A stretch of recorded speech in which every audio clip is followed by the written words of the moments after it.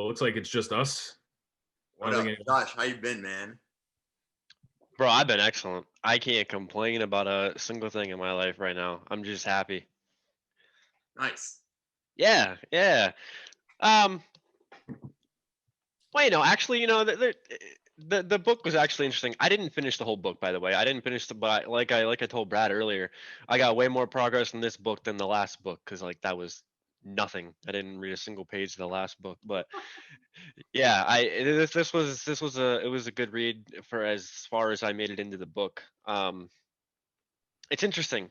I don't know what it is about reading, especially books that uh, teach you how to manage things, right? How to better handle a situation or whatever. So there's something about reading a book like this that for some reason I don't know how to put those things that I learn into action. I think that's like my biggest struggle when it comes to reading books like this. I don't know. It's just a struggle that I've always had. Yeah, I I understand what you're saying. I think what I've found is sometimes if you read a book too fast, that'll happen where you'll just read it just to say you read it, right? Like Right. you'll just read through it and just like it's another one to another book to put in your bookshelf to say that you read. Or like in this example, you may have been rushing through it to try to read all of it to like get on this call and talk about it, right? But I find going through it slower and I'm almost like sometimes when I read a book, skimming the book to find what I find most interesting and then spending a lot of time understanding that concept. And then once you internalize that concept, it's just like a part of you. Like that you just know that now. But if you read through the whole thing real fast, I can see that happening where you don't really retain any of it. Yeah, I think that might have been the case with this one. It's not that I didn't retain all of the information, but you are onto something. I kind of was skimming through this one because I wanted to make sure because I missed the last one. So like in my mind, I'm thinking to myself like, oh man, I got to read this one. I can't do this two book clubs in a row. That'd be terrible. So yeah, I kind of found myself like forgetting the page I had just read before because it's kind of like mindless reading and that's not good. Unlike the book that you got me, that one I've retained everything in that book, so I'm reading it very slow, and I find it very powerful, especially for like what I'm doing with my tasks and things like that. Oh, So the getting things done book, right? yes, sir. Yeah. Yeah, that's a really, really powerful one. Yeah, Yep. I almost I heard this the other day from someone that I'm a huge fan of, Naval Ravikant, who said a book that you can read through quickly is almost not worth reading. It's like he only reads books where he has to think deeply about the topic, and he'll sort of that's kind of where I got the concept from of like skimming it until he finds not skimming it, but like you're almost speed reading it until you find a concept that's really interesting to you that like you'll read a few pages and then have to set the book down and think about it for a while and then maybe reread the passage. That makes sense. I feel like I've like subconsciously done that actually without even like knowing what I was doing.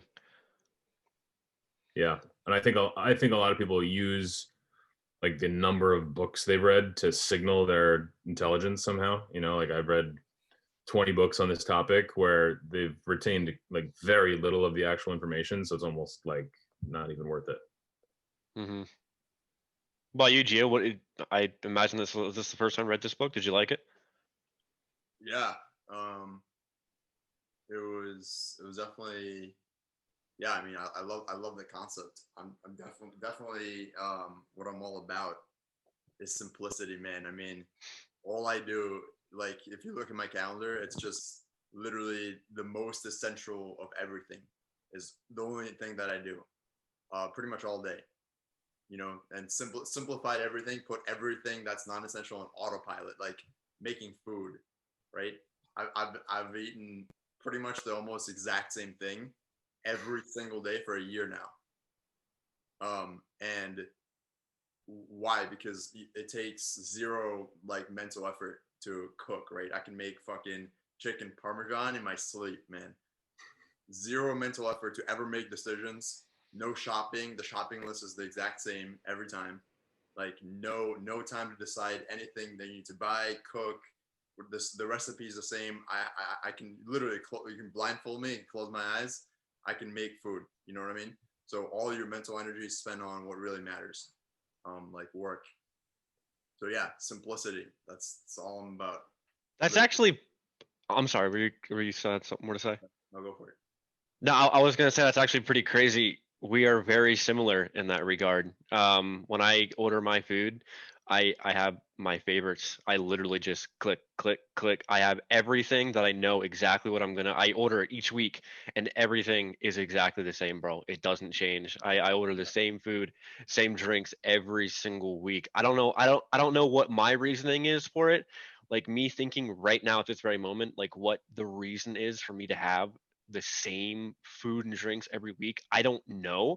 I guess maybe it's familiarity, maybe it's uh, routine. I don't know, but that's what I do. I'm the same way. I get that. Yeah, I mean, there's something to be said for that. Like Mark Zuckerberg, and I know a lot of other entrepreneurs that have jobs that, or professions or careers that require very high mental output and making a lot of decisions. They'll wear the same clothes each day. You know, their closet will look like a cartoon character. You know, where you have the same, just like 10 of the same shirts and 5 of the same pairs of jeans, so that they don't have to spend their mental energy making decisions about what they want to wear, what they want to eat. I mean, there's definitely a trade-off, right? Like you said, some people really enjoy, you know, switching it up and expressing their creativity through clothes they wear, or the food that they eat, or the other decisions that they make. I just think that it is a fact that you have a limited capacity in terms of your mental output each day. Like you have finite neurons, and they're being burned with every decision you make. So like if you do want to have high mental output, you know, you have to spend your time making decisions on things that are essential. Yeah, Definitely. 100%. I do that too. Actually, I do wear, so on the calls, on the stand-ups, I wear like button downs, and that's like I randomly pick one. But the rest of the day, I actually wear the exact same thing. I have like white socks, white pants, and 5 white shirts that are exactly the same that I wear like every day for a year now. Yeah, and you used to wear those on the stand-ups and the calls, but you've started to dress up. You leveled up. Nice. Yeah. I think I used Kennedy joining the team as an excuse to uplift the tonal Of your wardrobe. Yeah, it's nice. You just feel more like legit. There is definitely something to be said about your physical appearance, your physical surroundings for your mental state. Like if things around me, or like if my desk is cluttered, if my workspace is cluttered, if, you know, I don't feel good about the way things look around me or the way I look, you know, it's definitely going to affect my mental state. I'm 1,000% for that, man. When it comes to organization and the way that my office space looks, well, the whole apartment, I've always been like super clean, super organized.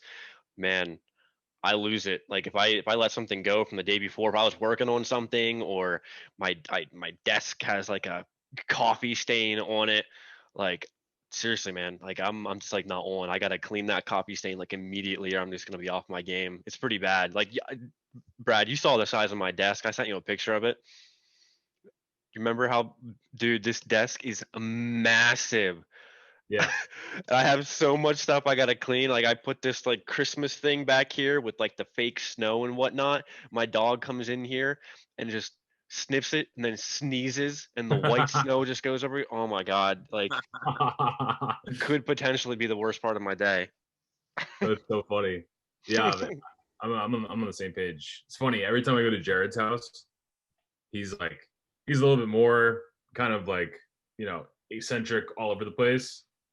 And every time I go to his house to stay there, I have to like, the first thing we do is like we go through the office and like we clean it up, because he knows that I'm that way. He's like, all right, Brad's here, time to get organized. And like he likes doing it, but he just won't do it you know, on his own. He's not that kind of way. He's just, you know, he's got his mind's going in 1,000 different directions, which is definitely something that is a good trait. You know, you just have to have a strong team around you to execute on all those, you know, those crazy ideas that he has. But yeah, it's a good like yin and yang.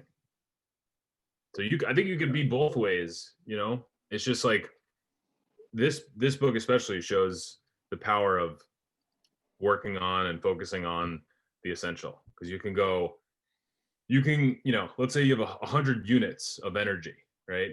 If you're putting those 100 units of energy into 100 different directions, you're going to go 1 unit in each direction, right?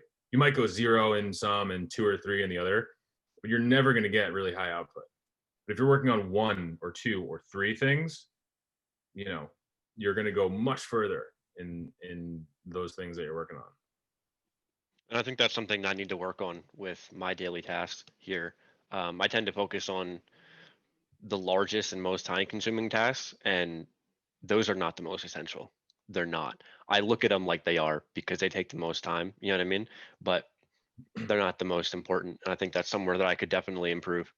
Actually, a really powerful part of this book, I felt, was the idea of prioritization, where Greg Mckeown, the author, went through the definition of priority, and the fact that it is impossible to have more than one priority. To have priorities is in fact a contradiction of the definition itself. You know, you can only work on one thing, right? You have to have one priority. So if you can't work on 2 things at once. It's impossible. There's no such thing as multitasking. So you can be committed to more than one thing and like have a bunch of different things to do. You can only work on one thing at a time. So you kind of have to, almost on a daily level, prioritize what's going to have the biggest impact and then attack it like that. Lucas is in the waiting room, so let's go. Let him in. This should be interesting. Oh God, Lucas. Oi! Yo. Oi! Sorry, I'm late. What's up? Did you make it? Huh? Did you make it to that club? Yeah, I'm just gonna make it for like a few minutes just to say hi, and because right now we're having cocktail. We went outside, we went to Berkheim. We went to check the Berkheim club, but obviously because of COVID, it's closed. And then we just got back, and now she's gonna we're having. I can't speak anymore. We're having rum from Guadalupe. And then nice. It was like fancy cocktail. Yes, I would make those fancy cocktails. Good secretary. Did you read this book or no? Yes, I did, but only half of it. Oh, by the way, this is my secretary. I'm not a secretary. You wish I am. Wait, but I did. Right, I did not finish. I will, though. I will. I did not finish it. I was halfway. I'm just curious. Did you think it was good? At least the first half? It was really good, yeah. It was super easy to read, though. Very, very easy. I feel like some of the chapter he was like talking about, they were redundant. I don't know if it's a word in English. It's like it's definitely a word. Yeah.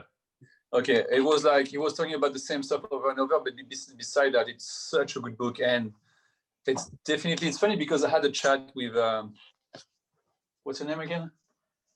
Katinka. I had a chat with Katinka. You lived with her for how long?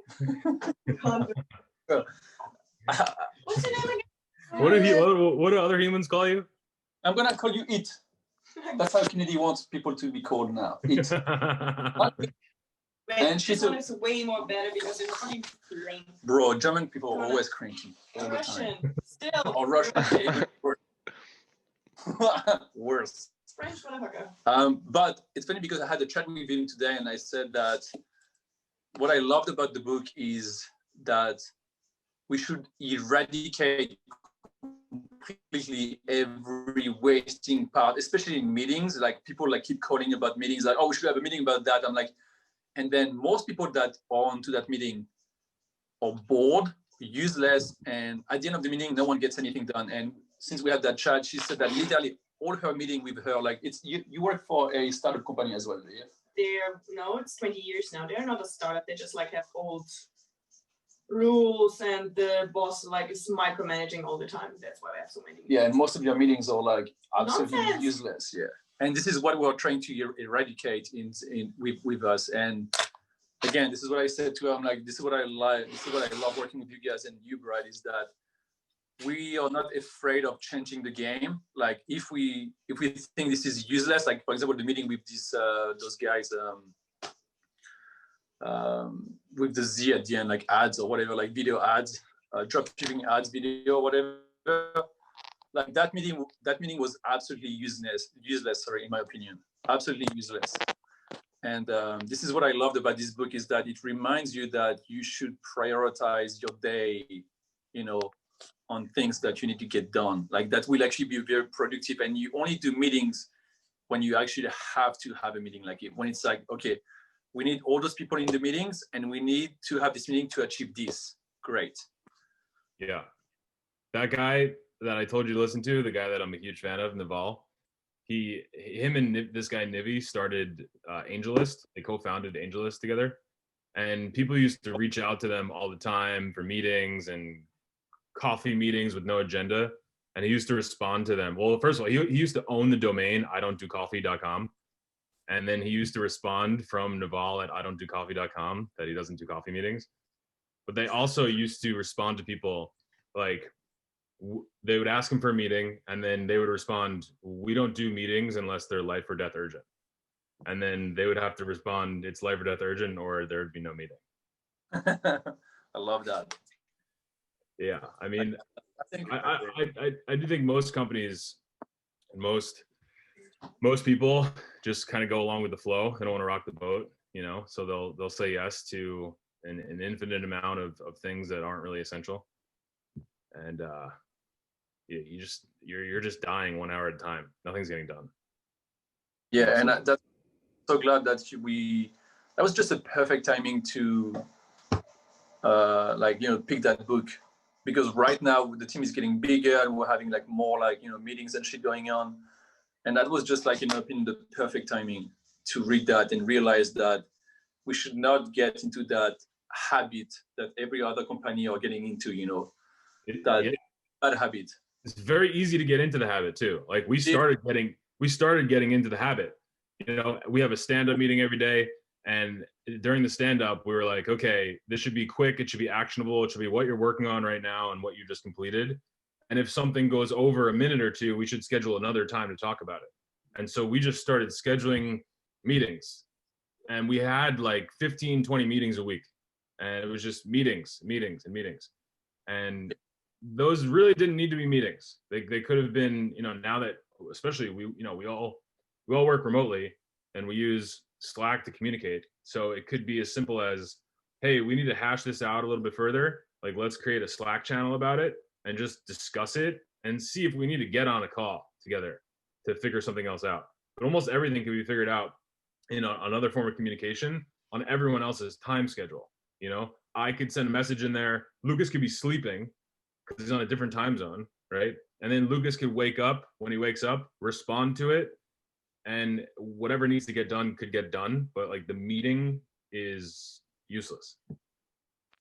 Dude, that was an amazing idea. I mean, it's just impossible to go through all the things you have to go through on calls. Because what happens on a call then is that you're bringing up other stuff that's not really relevant to the meeting. And then that creates 2 or 3 other meetings. It's like an exponential curve of meetings. It just never end. Yeah, no, definitely like the best. Like I'm so glad you pushed the ball. Like you really pushed it. Like you put your foot, you put your foot in the door and just said like enough. Yeah, and that was just a good timing. Yeah, and more again, we have like, sorry, go ahead. Most of those meetings, I mean, most of those issues can definitely be discussed over chat. If it's very complex, sure, we can have a chat over the phone, but it's very, very rare. Yeah, I mean, I think even if it's complex, you could hash it out probably with more succinction in a thread where everyone's able to communicate their thoughts fully, think about them before they send them. No one's talking over each other. Like, it's just a better form of communication, and everyone can do it on their own time. Like, yeah, I think it's sort of like a no-brainer. Now we have like, I mean, aside from the stand-up meetings and a couple other standing meetings, like we have our OKR meeting once a week. Like, I mean, we get on like 2 or 3 calls a week. Aside from that, like if that, which is very doable. Yeah. We just have like the standard one to keep everything, running smoothly. But yeah, beside that, it's been great. But we're accomplishing so much. We're accomplishing more than we were before getting on the meetings. Because you're not, first of all, in the meetings, you're wasting a bunch of mental energy, trying to get your point across, listening to other people's points, and you have to do it at that time because you're having a conversation. You're face to face, like you're having a meeting. But you're not able to spend that time and mental energy like doing important shit and actually accomplishing things. I was gonna say, as far as the meetings that I attend, they're extremely productive, and everything that we talk about are actionable items, which is really important. But also with everybody being remote, it's just nice, even if it is like 1, 2, 3 meetings a week, it's nice for everybody to be able to see each other and have that interaction. You know what I mean? Because we all do work remotely. I think that is really powerful too, with everybody working remotely. Yeah, that's why the stand-ups are nice. They're very productive, and also we get to see each other. Gio actually introduced, which I think is a great idea, which we should implement. But Gio suggested that like at least once a month or bi-weekly, we do like a social hour where we just like get on and don't talk about work at all or anything that has to do with work. We just kind of like hang out via Zoom. It's like, that's what I like. That's what I feel like the book club is. This is why I wanted to join it, because it's more like a cruisy, like we talk about anything and everything. At least we have a topic to talk about, but it's not work related. Yeah, it definitely it like gets worky, because like the books are usually like, they usually eventually like the topic of conversation winds up being something about work usually. But I feel it just kind of naturally gravitates that way. But I feel like if we did a strictly social one, that would be cool too. Yeah, they would definitely be different. I mean, we would be like, all of us would be maybe drinking, and we would only talk about like our like our personal lives. Right. Like I'm 100% down with that. That sounds awesome. Like a happy hour. Yeah. Happy hour. There you go. There you go. Yeah. Zendrop happy hour. We should do the Zendrop happy hour. Yeah, you should have a drink right now. It's happy hour time. Guys, I'm still I would say it again, it's Friday. This is not, at least it's not milk. Better than last week. Milk? Last time Joshua was having a glass of milk. Oh, what's wrong with it? The milk? It was milk is eggnog. Oh, it was eggnog. Oh, well, my man, eggnog is way better than milk. Because every week, every Friday I have drinks, and sometimes I share to the group. Mm-hmm. So I was sharing my glass of wine with the guys, and then Joshua was sharing his eggnog. Egg milk. Oh, you're talking about the picture. Oh, the video that I sent. That's right. I completely forgot I even did that. Yeah. What? Bro, wait. Are we hating on eggnog right now? Can I just confirm that? Dude, no. I've had it. I think I've only had it once, but it was incredible. Okay, great, good. Lucas, I don't think Lucas has ever had it. Okay, fair. Lucas, have you ever had eggnog? Man, it's delicious. No, but I will next time. Lucas just doesn't consume any animal products other than cheese. Cheese. That's so true. He consumes a lot of cheese. Just now, we just got back from like walking outside and having glühwein, and glühwein is like a hot wine, mulled wine. Oh, I love that. That's good. Oh, it's so good. But all the bars in Berlin are closed because of COVID. But I mean, they're closed, but they're open. So they give you drinks outside. So you're drinking outside. The whole country, the whole city is like people drinking outside. We're always drunk here. It's fine. We always find a way to get drunk. Yeah, it's man, people just get smashed everywhere. And obviously, like we bought cheese. Yeah, very important. Actually, one of the sadly enough, the first time I had mulled wine was in Italy. It was freezing cold outside. It was on the streets. A whole bunch of people were packed around this one little like stall in this tiny little alley, and we were like, "Yo, what's going on over here?" So we walked over, and it was just this giant steaming pot of mulled wine, and I was Yeah, like, Steph was like, "Oh my god, we have to get some." I'm just like, "Okay, it's I'm so down to good. try it." Oh my god, dude, couldn't have asked for a better time for my first like cup of mulled wine. It was If awesome. it's cold outside, it's the best time. Yes, Literally, sir. like 3 degrees outside, which is probably 21, 22, 23 degrees Fahrenheit. Brad knows, That's like 40, 42, 43. but Zero, zero is 32. okay, 32. So yeah. I was pretty close. But yeah, man, it's literally the best when it's cold outside and you walk around and you have this like hot wine, like or mulled wine. It's It the is best, best. man. The best. Great feeling. So yeah, if you get had that, it's literally just like red wine, warm with like you have herbs and spices and cinnamon, just a bunch of stuff. It's delicious. Drag in a second. You smashed so quickly. Have we all had mulled wine here? Yeah, I've had it. Oh yeah, That's the same thing as glue wine, yeah. Yeah, it's a German name. it's the I same. don't know. Glühwein is the German name. Yeah. Oh yeah, dude, so good. Oh, there you go, Gio. Yeah. Yeah, my mom makes it like at home. Oh, nice. Make it yourself. Yeah, you can make it like it's so easy to make. It's so tasty. We talked about it actually. We just haven't gotten around to it. Mm, So I'm I gonna. don't think it's that popular in America. What did you say, Joe? I was gonna say I'm gonna take this back to the book before it gets way too hijacked.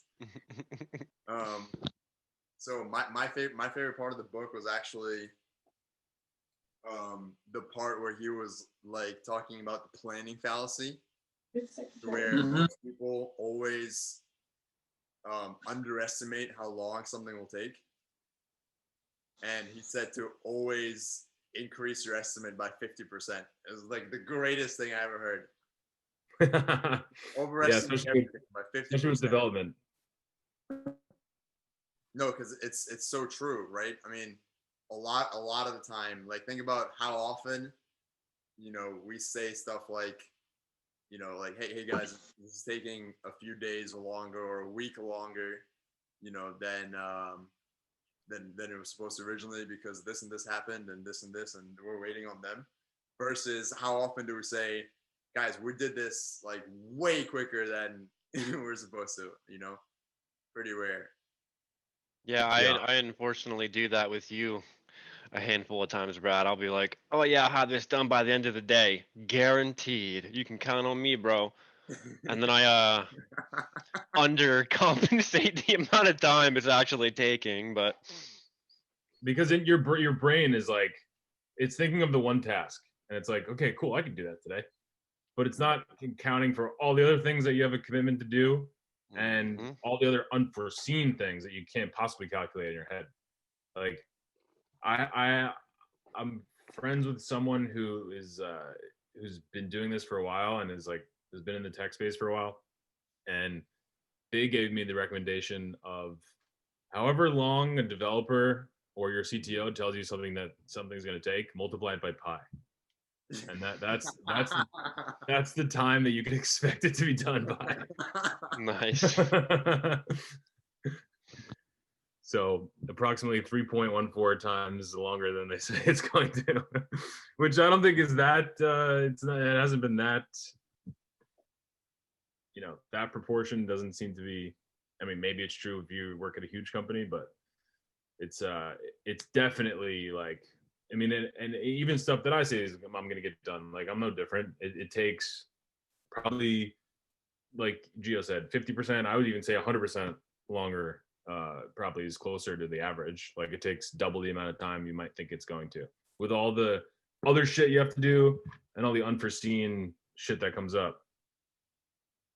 Yeah, your brain's always like, oh, thinking the best case scenario. Like I just have to do like just from A to B, just straight line. But then you start doing it, and you go on these like fucking rabbit holes in the middle of the task, and it's just crazy. Like every time I work on a feature, sometimes I find like 5 bugs while I'm fixing one bug, and usually I don't. I like keep a note of them, but I don't fix them. But yeah, you never, like before going into something, a lot of the time you can't think of all the loopholes that it's going to take to actually finish it. And to even just documenting those 5 things and documenting them well enough so you can go back later and fix it adds so much time. Without even fixing them, it adds so much time. Yeah, true. Yeah. Yeah, man. What was everyone else's favorite part of the book that they read? I was going to say, like, this is so accurate, bro. Like, to be honest, like most company, it definitely takes like 2 or 3 times easily more to build anything, like very easily. And in my opinion, again, like I think we're achieving stuff very quickly. Like we're very efficient, which I love. Oh, by the way, Gio, not like I know we don't want to talk about work, but the guys are working tomorrow. Oh, they are. But yeah, Brad. Yeah, they are because they not work on Monday. Oh, bro, I'm gonna take back all my happy weekend messages, bro. Delete them. Yeah, get for them. Hold Now, sorry, I did not let you know. Now you know why I did not say happy weekend. Have a great weekend, guys. Yeah, I thought you forgot. Nay. Nay. All right. Yes. Bad, yeah. No more enjoy your weekend, guys. No more enjoy your weekend. Just keep grinding, man. Sorry, be right. I took your time to shine. What the heck? Did you fuck it up? Yeah, this all over my shirt. Did you have a favorite part of the book, Lucas? I mean, right now is a tough moment to ask me that. I'm at my third rum and maybe like 6 blue wine. Again tomorrow, maybe. I'll try again tomorrow. Try again tomorrow. It's so Lucas's brain literally works like a computer. It's like I just got an error message that says something went wrong. Please try again tomorrow. Great.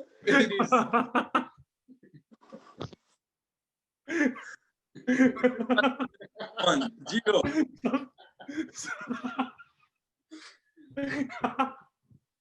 Something went wrong. Please try again tomorrow. Please try again soon. I will pass it to Gio or Josh. If you keep encountering this problem, please reach out to our support team. Yeah. All right. Well, Gio gave us his favorite part of the book. Gio kicked it off. Josh, do you have one?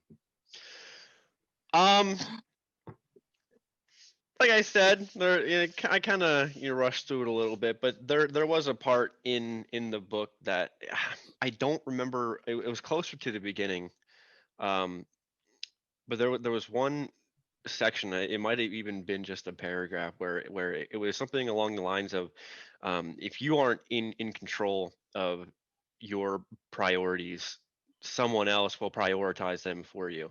I thought that was a really interesting line, like a really interesting line, because it really goes to show you that, it kind of, for me, it was kind of like one of those, you're either a leader or a follower kind of moments. And it was really interesting. I think that might have been the part that maybe not, I don't want to call it my favorite part, but I think the part that spoke to me out of what I read. Yeah, it was a really powerful praise, because it's true. If you're not the person that's like deciding what you're doing, someone else is inevitably doing it for you, right? You're gonna agree to doing all these things that are not essential, and you're just gonna kind of like wander around with no real purpose. You're just kind of like agreeing to everyone else's agendas, and those people, obviously all the people we work with are pretty like-minded, but those people, in facets outside of work, they might not be the best at prioritizing themselves.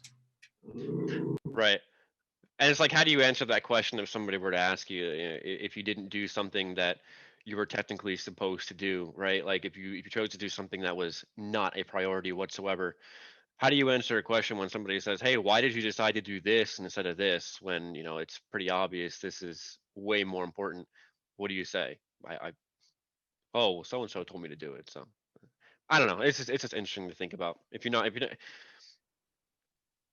yeah, I can't really expand on it more than that. I totally agree. This is a really, really powerful segment of the book that I read for sure. I agree with you, Joshua. Yeah, that was one of the things that marked me as well. It was, obviously it talked about that phrase many, many times, and there's a reason for it. I think it was very, very powerful.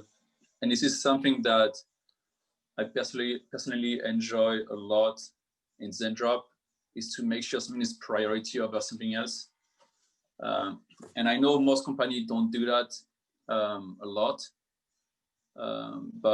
but this is why I love that book so much. It's because they really nailed that part. You're always gonna have to prioritize, and you cannot do everything yourself. You can't.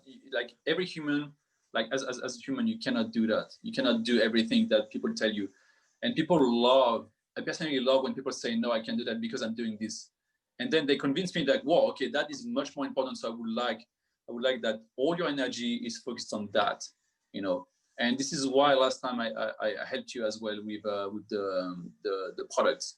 I did not have much to do. I had stuff to do, but in my opinion, doing those products was more important than doing the rest, because what I was working on is tasks that I have to get done for the next week. So I was prepping my week ahead. But this is not as important as getting those tasks live now, so our users can enjoy them, and also the person that is asking for the quote will get the actual updated product. So this is what I do on an everyday basis. I weight the pros and cons of, like, should I do this one or this one first? Is this impacting the business and the user right now? Yes, no. That's mainly what I do. Is this impacting the business right now and the user? Yes, no. Then okay, be priority or not priority. And this is what I loved about that book mainly. Like, they really went over all those aspects, which I enjoy doing every day. Yeah. And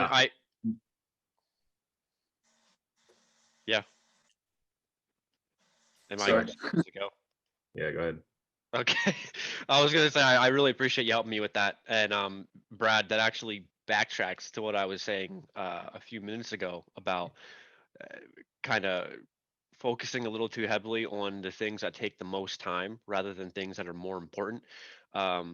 Even though you said multiple times that those product reviews were not nearly as important as the other things, in the back of my head, man, it was driving me nuts letting those sit there because there were so many and I knew how long it was going to take. But like, realistically, they weren't important. You knew that.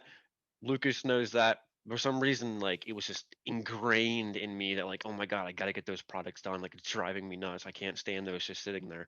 And again, I think that's something that I can definitely work on. Yeah, like we had talked about, obviously they're important, otherwise they wouldn't need to be done at all. They're important, but the other things that you were doing were helping users in real time, which took priority over the other task, right? But then Lucas had stuff that he was doing for next week, didn't have anything that was affecting like what was happening right now. And so then that took priority for him, and he was able to knock them out and help out. Yeah. So like just the simple task of prioritizing what's important right now. What should I focus on? We were able to get that done with all our resources much faster and still be able to, not let anyone have a less than great experience. Yeah, 100%. Like what Brad said is exactly accurate. And just to give you a bit of feedback, Joshua, on the product, I know we don't want to talk too much about work, but like like just so you don't stress out. Like obviously, like product quotation is important, but in my opinion, it's not high priority. Why? It's because, and you probably don't know that because I did not explain that, but maybe Brad did. So when somebody quote a product, the actual user that requested that product get a notification about the pricing automatically, so they can fulfill their order. They don't have to wait for us to review the product. So that's why it's not high priority. Like when we review the product is to push the actual product to all users. So it's not a very high priority because that user that requested the product is not waiting for us to approve it to fulfill their order. That's right. Yeah. What so we're doing is we're cleaning up like the description and the title and making it look really good and making sure the description makes sense. It's got everything that's included in the order or in the product listing.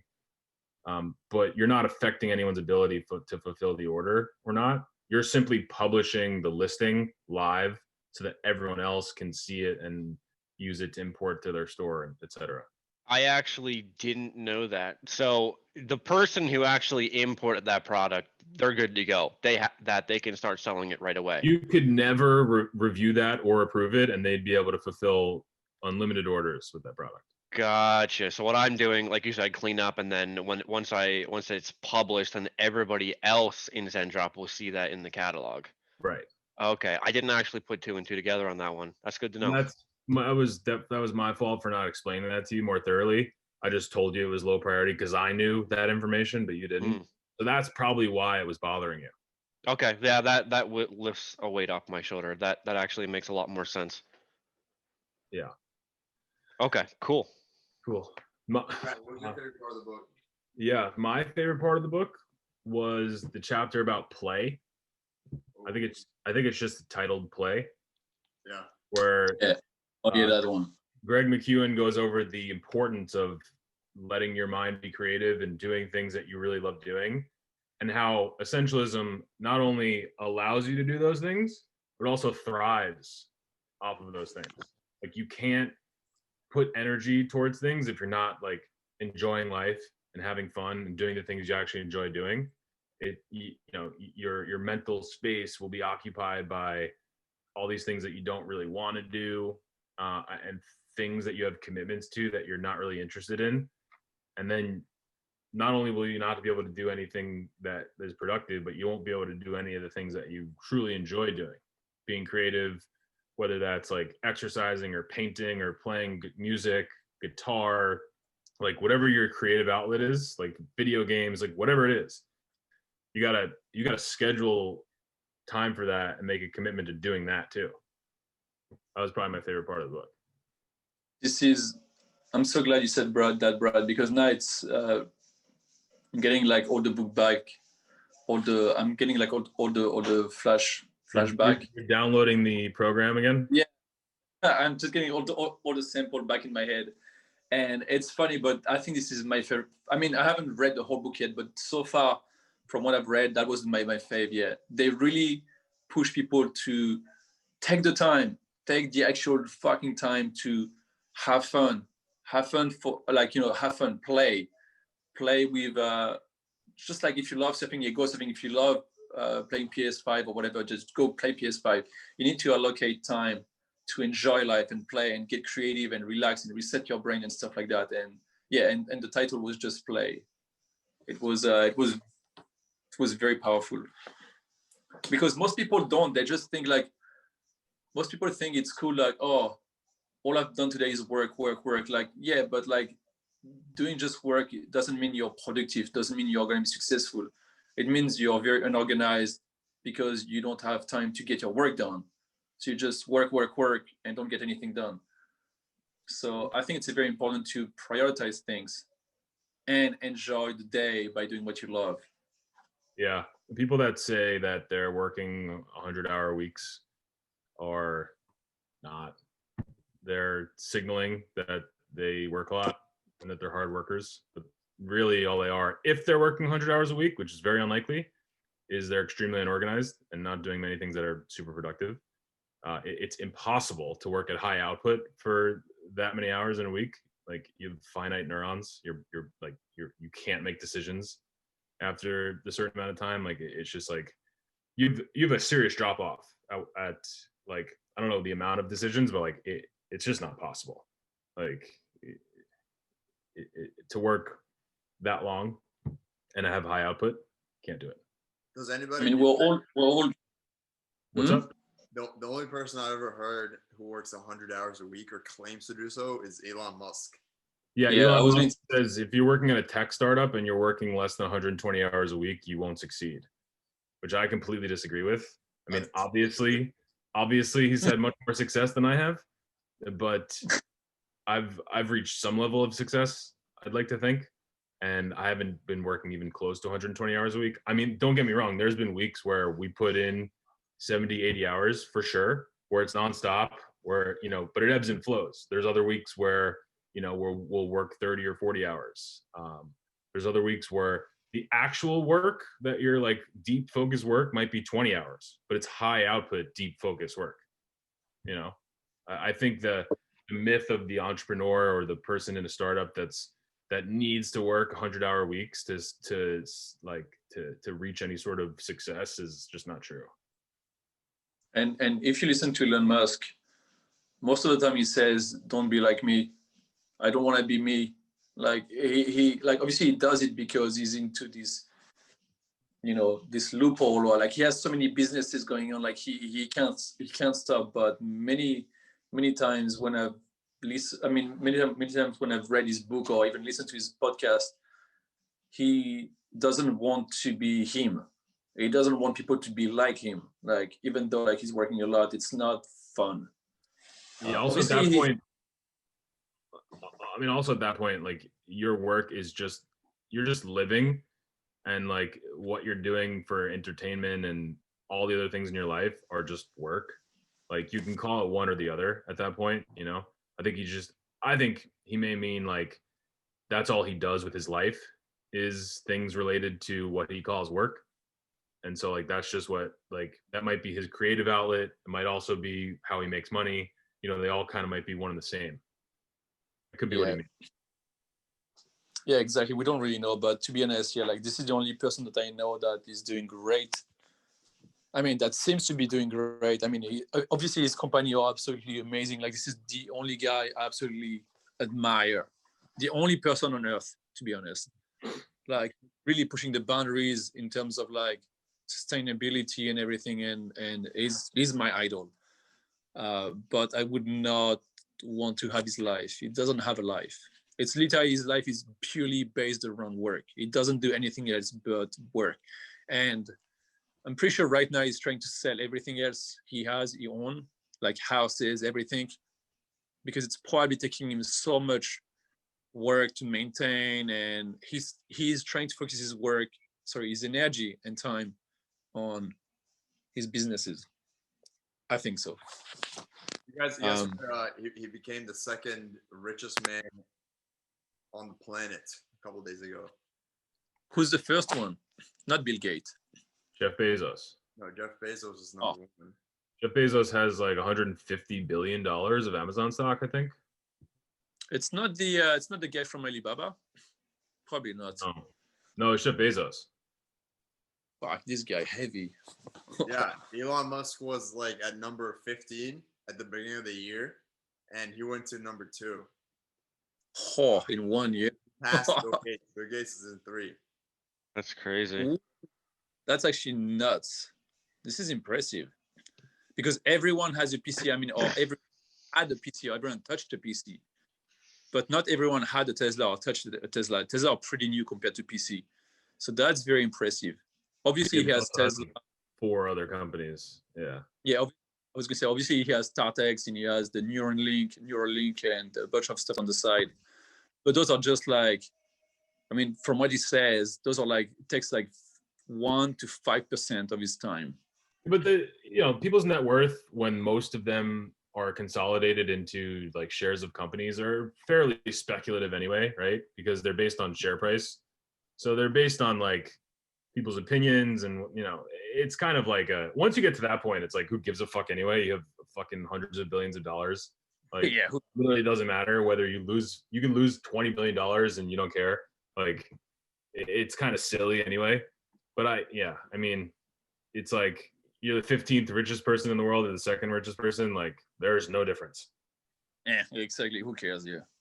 I'm just shocked there wasn't a Josh has a PC joke in there somewhere. It was a great call. I did not say anything.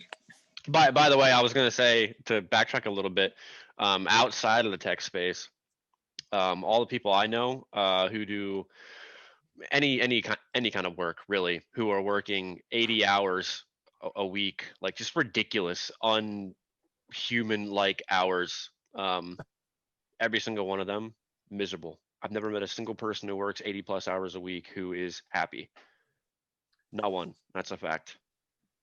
That's very accurate. It's pretty rare. Yeah. It's pretty rare because they don't, I don't know how to explain, but like they live for work. They don't work. They for, don't for- live. Yeah, work is their life. Yeah. And I've met so many people like that, miserable. Like when they leave work, what they do is they just keep working because they don't have anything else in life. They don't have any hobby. They don't have any passion. They don't have any friends because they've been working so much to get to where they are right now that they just keep working because they have nothing else. It's a bad like loop here. I've met so many of them. Yeah, it's equally it compounds on itself too if you're not the person that's like, if you're the entrepreneur and you're working because you have big ambitions, or like, you're like Elon Musk, who like wants to be the first person to get people to live on, colonize Mars, or like find reusable rockets. Like, that might be really motivating and it might keep you going.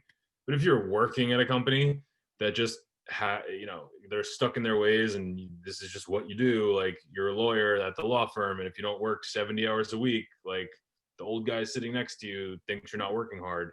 Like, that I think is where it gets really, really weird, because there's no purpose to what you're doing. You're just doing it just to do it. And there's no like conscious thought of what you're doing. You're just kind of going through the motions. Yeah, and Sounds pretty miserable. You're replaceable, and that's exactly what you said. It's like what you're doing right now. If you don't do it, someone else will do it. So then, what's the point? Like, another human can replace you tomorrow. Yeah, or artificial intelligence could replace you. Like, yeah. Yeah. I think the one thing that's like the biggest thing I've learned in the last few years is like, especially if you work at a smaller company, is the way you're valued and compensated is based on how replaceable you are. If you make yourself unreplaceable, like if you develop deep specific knowledge about a topic or help solve a problem in the company, you just become more and more replaceable. It's more annoying to fire you and find someone else to do what you're doing, right? So you get compensated more, whether that's just trust, whether it's actual dollars like salary, whether it's equity in the company. Like, if anyone's listening to this, because I think we're going to post it on the YouTube and the podcast potentially. Like, that's the like the overarching theme of what I've learned over the last few years. Like, the less replaceable you are, the better off you'll be. The more freedom you'll have in what you're doing. No one's going to question what you're doing because you've proved time and time again that you're reliable, that you have the skills to get done what needs to get done. You're not going to flake on doing something. You're not going to forget to do it. And just the simple fact is, it's more annoying to fire you and to replace you. So you're going to get compensated, heavily. And you can't ask for the compensation before you prove your reliability, right? And accountability. Like, that's not how it works. That's how most people think it works. Most people go, give me more money, I'll work harder. Like, no, that's not how it works at all. It's actually the complete opposite, because you haven't proven that you're worth the additional compensation, right? So why would I give it to you? I could find someone else that'll probably work harder than you, that'll be more grateful for the position, right? That's going to work harder and for the same amount of money, and they might be, it's not that difficult to replace you. That's like I don't know, it was kind of a tangent, but that's like the best thing I've learned over the last few years, I think. No, that's extremely accurate. So what you mean is pretty much like your worth at a company is based on how unique you are. Like you need to be unique, because someone that is obviously unique is rare, and it's harder to replace you. I think there's a lot of different factors. Unique is one of them. I think being highly accountable is another one. Definitely. And over like the I guess the best way I could summarize it is, how replaceable are you? Yeah. That definition, you know, there's probably 7 or 8 different factors, right? Like reliability, accountability, specific knowledge, how unique are you, how good are you at getting the people around you to work together to achieve a goal? Energy you provide, yeah. Yeah, your energy, how, you know, your outlook on you know, are you optimistic, are you pessimistic? Like it all kind of like rolls into one. But like at the end of the day, how replaceable are you? How annoying would it be to fire you and hire someone else to do what you're doing? And like, could they, because at the end of the day, time is money, right? So if someone's gonna replace you, it's gonna be like a dollars and cents thing, right? Like how it could also be a culture thing. Like you could be just a dick and you're gonna get fired, but like how replaceable are you? Yeah. Yeah, and this is very annoying. Like when a company loses someone that is very valuable, bro, this is painful. I haven't seen many people, to be honest, and this is why I've seen many people getting fired, because they are very easily replaceable. But I feel like the people we have right now, if we lose each one of us right now, I would be pretty devastated, to be honest. I would hope to get the same sort of like, you know, person to work with, but I know it's never gonna happen. We're very unique. We work really hard, not hard like a lot. We work hard, like we really focus on what we do to provide the best services possible. And each of us has a very unique energy and way to get shit done, and it works so perfectly all together, like all of us. And this is why like if one of us, I know that no one is going to get fired, but like if one of us has to leave, I would be personally very devastated. It's going to be very, very hard to replace, which is good because that's what you want in your company. Yeah, it would be, you know, there's people that if they left, it would take 2 or 3 people to do what they're doing.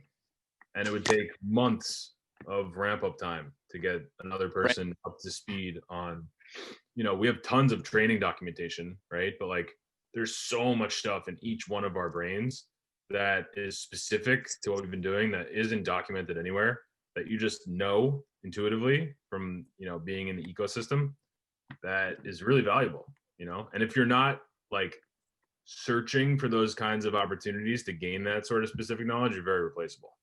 You know, if you're kind of just floating along, doing your job, not really like diving into, you know, any other, you know, aspects of what you're doing, or looking for opportunities to improve things that might not be in your job description. Like if you're not doing any of those things, you're very replaceable. Very easily, yeah. This is why we need the Neuralink. You can just, we need the Neuralink. We need the Neuralink, yeah. Just download and upload everything, boom, back to you. But then having that, like every human being will be replaceable. So not a good thing. Well, yeah, that's a fucking rabbit hole for sure. But that's like, I mean, at some level, you know, I think that would be good, because you'd essentially automate every job that no one feels like doing. I mean, there are millions of jobs that people don't want to do, but they do them just because they're available. They're fairly simple and they get a paycheck, but they don't want to be doing them, right? So we could automate all of those jobs, and the only types of jobs would be fun, creative jobs. Everyone would be living a much happier life. There wouldn't be any debates about healthcare. We have artificial intelligence performing all the surgeries. They'd be very low cost because you don't have to pay somebody to do it, right? They'd be very accurate. There'd be lower risk of any sort of, things going wrong from those surgeries. Like that's just one example, right? So at some level, I think that's really good. It's just scary to think about now because so many people's livelihoods rely on doing those things, right? This is a very, very fat rabbit hole, like a very fat one. That I probably won't dive too much into it, but I think in the future it's gonna cause a ton of issues because obviously we're having more and more humans and less jobs. And the fun jobs that you said, I agree, it's better because people will be able to work on the fun jobs, but they are very limited. There's not that many.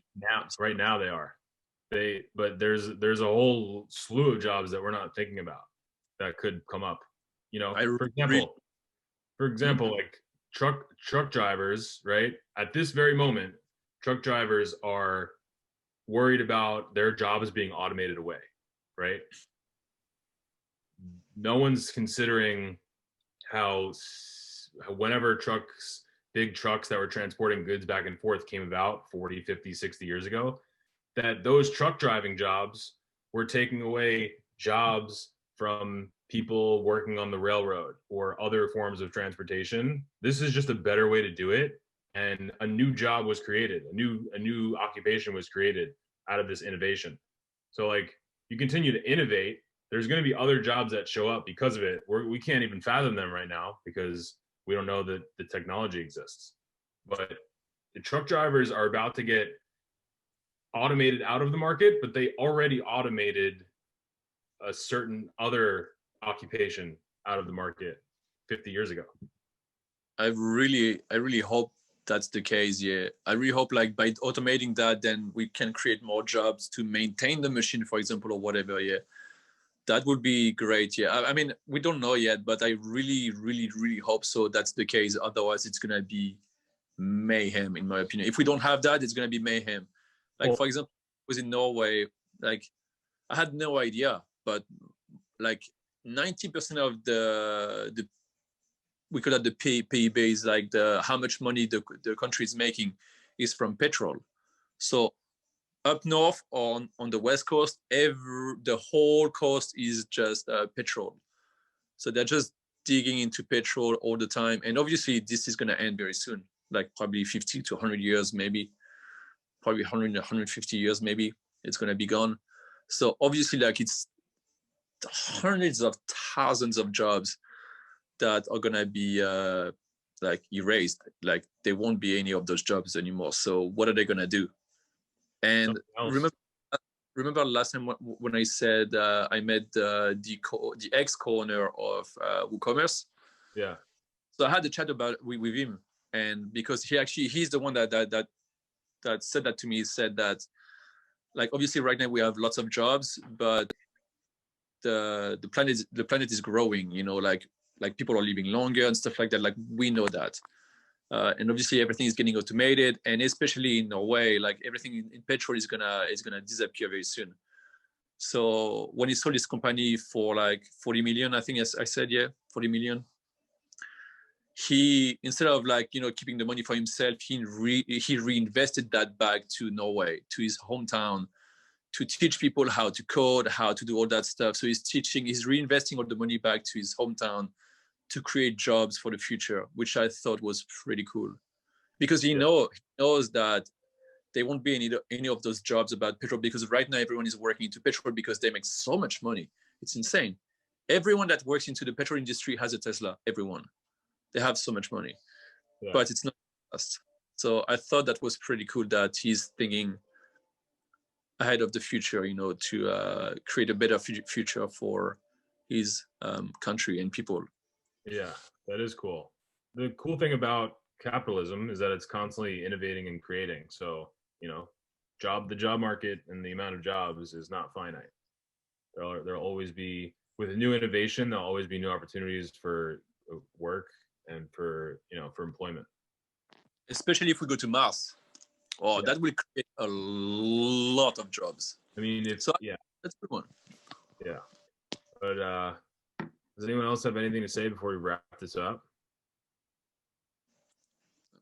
All good on my side.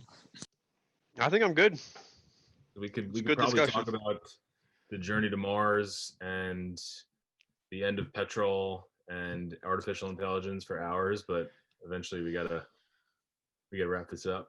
I'd actually, not that I want anybody to answer this question right now. I'd actually be interested to hear who out of our team would take the opportunity to go to Mars. That'd be an interesting discussion.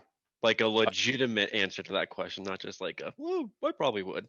I will not, man. There's no ocean there. There's No air. no, That's a good point right there. That's the pretty top of the list kind of thing. I would love to meditate on Mars, man. let's go, Gio. Yeah, only problem is There like, you go. how do you get back? You're not coming back if you go. I feel like Elon Musk is planning on going there, coming back, and then going there a second time. I was gonna say, I feel like if there were opportunities for people to travel to Mars, there would have to be some kind of like. Well, I'm sure for sure eventually there will be, but like the first batch of people I heard are supposed to just go there and like try to colonize Mars. Yeah, start a new whole life. Probably It will be way too expensive at first, yeah. So you have to go, and also like I'm pretty sure you have to go there at a certain time where Mars is pretty close from Earth. So if you get there, by the time you get there, Mars is close to Earth, but on the way back, it's going to be too far now. So you have to wait. I don't know how long. You have to wait again until Mars and Earth is pretty close to each other, so you can save a few years of travel. so crazy. Yeah, bro, you guys are missing the point. It would be the most peaceful thing in the world to meditate on Mars, man. Think about it. There's no humans. There's like nothing disturbing your aura and energy. It'd be the most peaceful meditation of all time. Gio, Good point, Gio. There's much nothing that there's not even air. So yeah, good luck. Well, it'd be peaceful because you'd die after about 20 minutes, or sorry, like 20 seconds of you being out there. Yeah, you're having a cocktail and then you forgot to recharge your bottle of gas or air or whatever, and then you just died the next morning. Like personally, I love Earth. Like it's so beautiful, bro. It's insane. Like the mountains, the sunset. There's no sunset over there in Mars. It's always red. Like there's no sunset because there's no ocean, and we all know that sunset is created based on the density of oxygen. So no sunset. There's no sunset. No ocean. No, there's no sun. I mean, how's that possible? You just go to the other side of the planet and you'll see the sun set. Fine. Okay, there is no the red sunset is gonna be 24/7. Okay, fine. Yeah, Earth is definitively my favorite planet. That's for sure. Oh, bro, yeah. Number one. Number one. No question about that. What other planets have you guys been to? So far, I'm just being a jerk. I'm just being a jerk. Big fan of this one. Yeah, so much. Huge fan. By the way, I absolutely, if I had the money and I had a guarantee, like a 100% guarantee that I could come back, I would absolutely visit Mars. 100%, no doubt in my mind. Wow, cool. Yeah, I mean maybe if it like, if a bunch of other people had gone and come back, like it's just so long. Yeah, I would need to see statistics. Don't get me wrong here, Brad. I'm not suicidal, but it's just such a long trip. Would you do a long sleep or just stay up the whole time? You probably would go crazy. I feel like your body would like atrophy crazy if you slept the whole time. If there was a way for like, I don't know how. I honestly, my knowledge is very limited on how that works. Like, I don't know how long it would take to get from Earth to Mars. I don't know the numbers there. But if it was a really long time, I think I would prefer to sleep. Imagine going to sleep for like 3 years. Can you imagine? But I think I would only be able to do that though, if my body wouldn't age, if that makes sense. I wouldn't want to sleep for 3 years of my life and me be 3 years older. Well, yeah, I'm pretty sure that's how it would work. Josh, yeah, I think it's about 7 months to get there. So you have to be awake for 7 months. If there were other people that were awake with me, then I would probably just stay awake. I mean, if it's like a cruise ship, right? Today I wasn't a cruise ship. it's like a big trip for 7 months. I personally will lose my shit. Today I was on a cruise ship for 6 hours, and I lost my shit, man. You're in the ocean for 6 hours, and there's nothing to do. Like literally nothing. There's no data. Like you don't have internet. Nothing. You just. I mean, actually, you know what? Gio You would went on a love it. cruise today? You and yourself. You went on a cruise today? I mean, it's not. It's like a big cruise, but it's like a ferry. It's a ferry from Sweden to Germany. Oh, you took a ferry. Okay. Yeah, it's like a fat ferry where it's a massive one. Like you have like 12 floors, and you have suits and jacuzzi, everything. It's a gym and everything. Lucas, what is going on, man? I'm over here taking my dog out to the bathroom and worrying about the next door neighbor sneezing on me, and you're going on cruises in your backyard, man. That's awesome. I decided to leave Norway and Sweden, and Denmark is closed. Like they don't want to let anyone in. So Denmark is the country in between Sweden and Germany, technically, where you can drive through. But because of COVID, you're not allowed to drive there. Yeah. So the only way I can go back to Germany, France, like all the other countries besides Sweden, Finland, and Norway, is to take a ferry. So that's why I took. That's super cool though, man. That's awesome. It was obviously 6 hours was not too bad. Like it was beautiful, man. The sunrise was amazing. I was just very impatient to get back to Germany because I've got my friends over here and stuff like that. But it's lovely. Again, to go back to Mars, I would not do 7 months. I know I would go crazy. You would go nuts. Yeah. I would go absolutely nuts. Yeah. You would have to do something. Dude, If I was with Gio, I would stay awake. I feel like Gio would have some really productive activities for us. Dude, it sounds very simple to me, honestly. Like I've barely left my apartment in 9 months now. I mean, it might as well be inside of a cruise ship. That's true. What the big deal is. That's true. That's true. That's very true. Very accurate for Gio. Yeah, it's not gonna change much for you. Brad, for example, and myself, I don't know about you, Josh. I haven't met you in person yet, but we're very outdoorsy people. We need to be outside. We need to get shit done. We need to do something else than being into a room, for example. Otherwise, we go crazy. Yeah. I personally go crazy. Yeah. I need some stimulus in my life. I've actually always been very content staying at home for probably, I would go ahead and say, more than half of my life. I've always been content staying at home and being alone until I met Steph. Steph kind of broke that boundary for me because, like, oh my God, a year after I met her, we were in Spain, and that was the first time I left the country, and that was insane. I literally quit my job to go teach English in Spain. And I was like, what am I doing, bro? This is the stupidest thing I will ever do in my entire life. And once I got a taste of travel, I couldn't stop. Like, I just wanted more and more and more of it. It was really eye-opening. It was pretty incredible. So now I'm more keen to getting out, doing things, trying new things, especially when it comes to food. I've always been the same with all the food that I eat and things like that, but now, like, traveling to other places and trying, their main dishes and things. I don't know. I could talk about that for a long time, but yeah, I used to be that way, but now it's more half and half. Cool. Well, this was fun, guys. I gotta run. Oh, right. Just before we wrap it up, the person thing as right now, she's a tattoo artist. She's gonna do some tattoo on me. They're pretty small, but like. Oh, nice. Is that the third eye? Where are you gonna get that? Somewhere around my feet and my I don't know yet, but like. You should put it on your forehead, man. Not a chance. That's cool. Show us when you're done. I will, yeah. Oh, are you gonna tattoo me tomorrow? Tomorrow or Sunday. Depends All right. how long it stays. Yeah. Sure. Yeah. All right, it was amazing, guys. I'm gonna get back to my cocktail night. I'm actually glad I jumped in. I had no idea this was recorded, so interesting. I didn't see it. I wanted to keep it as organic as I could, so I think What? I think I succeeded in that mission. Yes, I think you did great. Yeah. Completely off the top, baby.